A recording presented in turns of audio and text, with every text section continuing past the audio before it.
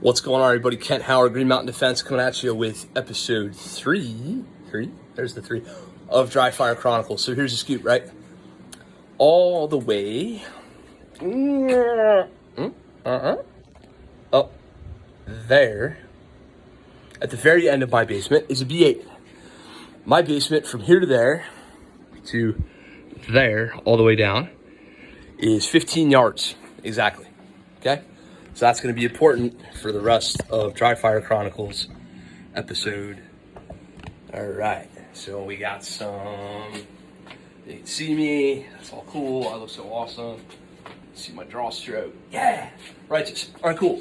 So here's what we're going to do today. Episode 3, Dryfire Chronicles.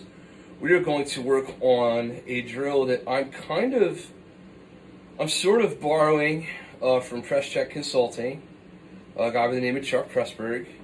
And I'm sort of kind of doing my own dealio of it, right? Mainly, in no disrespect to him, but simply because I don't have the physical distance live fire on the indoor range where I've been hanging out a bunch to replicate this. So I'm calling this drill Consequences. He calls it No Fail.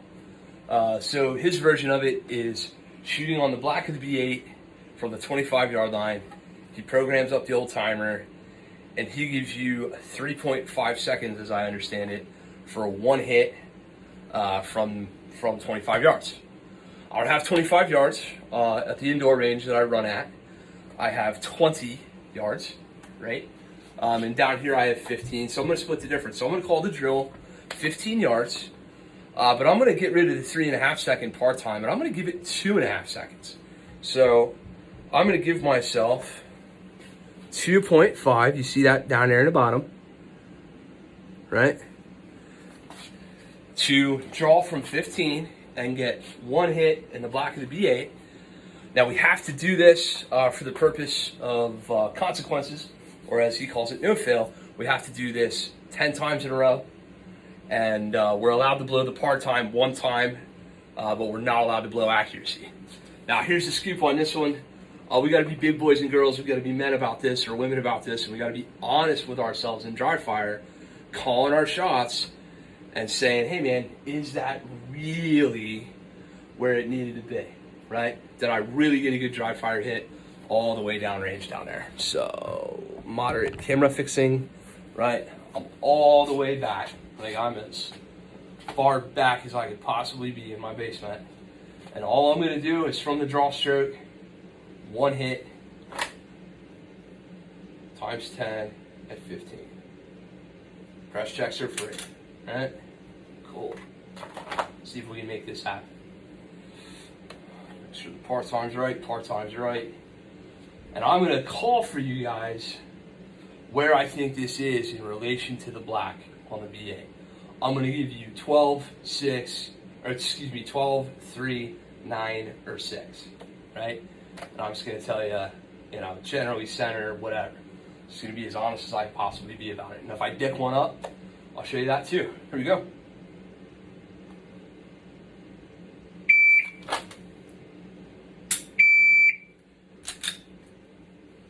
Center of the center of the center of the center. If anything, a snuggle high. Just, you guys will have to forgive my QT fucking terminology. A snuggle, camel hair, whatever. Here we go.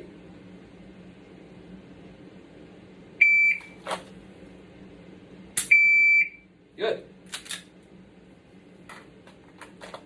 Still inside the black. That's low right 9 ringer.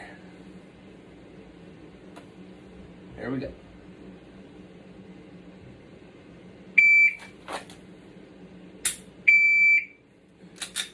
Dead center, a little high. Well within our 2.5 part time. Well within 2.5.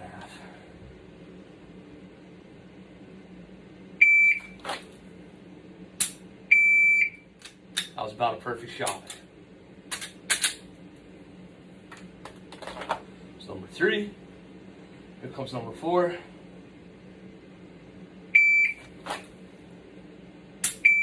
Ooh, getting closer to our par. Didn't blow it. That one was just high and just left. That one was dancing between the 9 and the 10, high left.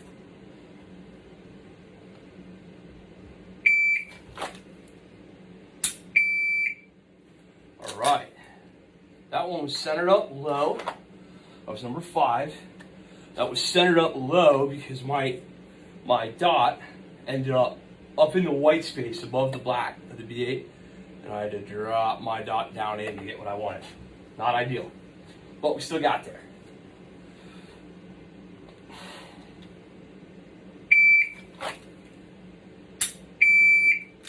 Center, the center, the center of the center. That's the next ring somewhere.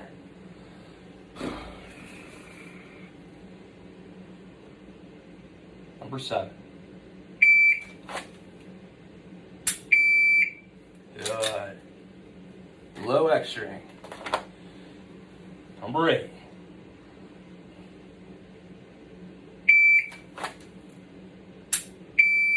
High X string.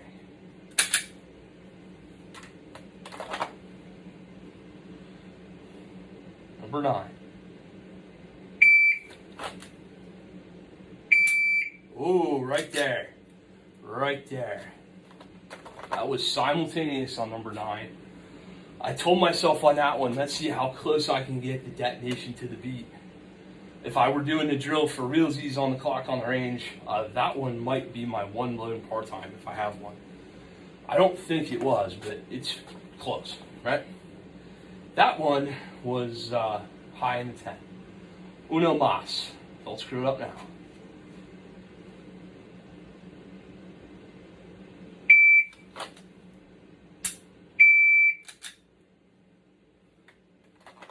High 9 ring. High 9 ring. Okay, cool. So we got our 10. We have passed, right? Of course, I don't have any actual hits. That's one of those things, like I said, we just got to be manly enough and say, hey, man, I zinked that one, or hey, I ended up in the white space, I had to come down. Whatever has to happen, has to happen.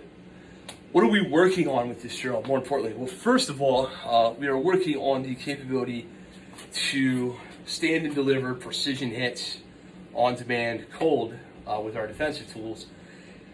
Precision hits being something that requires smaller group size and a higher level of accuracy.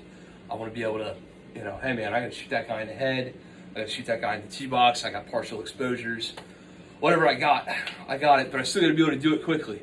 This is not draw a gun, reference sights, fix everything up, slowly press trigger to the rear, bang. This is get the gun up and out, get moving. Interestingly enough, if you can't get the gun up and out efficiently, now you have to hurry the trigger press and you have to hurry the sight picture, right? So, number 1, this helps us really work on getting the gun up and out of the holster efficiently. Number 2, if you don't have a good support hand grip on that gun, rolling forward and rolling out, you're very likely to low right or low left dip it. I'm a lefty shooter, so for me it's always low right when it's a problem, right? So you're likely to make that mistake. This gives you target focus and making sure we're calling our shots through the dot, seeing what we need to see. This talks about follow through, making sure we can call that trigger press after the fact, make sure we know what happened, where that round really went. This talks about the ability to slowly and consistently press that trigger to the rear. And of course, it makes us chunk all those skills into one hard, fast motion. So that's your, Dryfire Chronicles episode 3. I'm going to call that drill Consequences, and I think I'm even going to integrate it as a standard for a CCW Essentials class, the Consequences drill. It's either going to be a headshot on one of these guys, right there, IDPA, USPSA, IPSC, whatever you want to call it. It's going to be a A-zone headshot at 15 in 2.5, or it's going to be a no shit great shot on a B8 at 15 in 2.5. So that's the deal. 15 yards, 2.5 second part time, 10 times in a row. Draw the gun, get a solid squared away hit on the B8. Now, Rodney, because I know you're going to say this, and somebody else might too. But Kent, I don't have 15 yards. Or but Kent, I don't this, I don't that. Cool. Scale the drill. So do the math on whatever size the B8 is, right? And do the math on whatever distance you have. Divide accordingly. and scale the drill on a target that size, you can approximate as closely as possible. You can't have 100% of the real thing and the real feel of that, but you can get pretty close. Cool, dudes. www.greenmountaindefense.com/training. This has been Dryfire Chronicles, Episode 3. Later.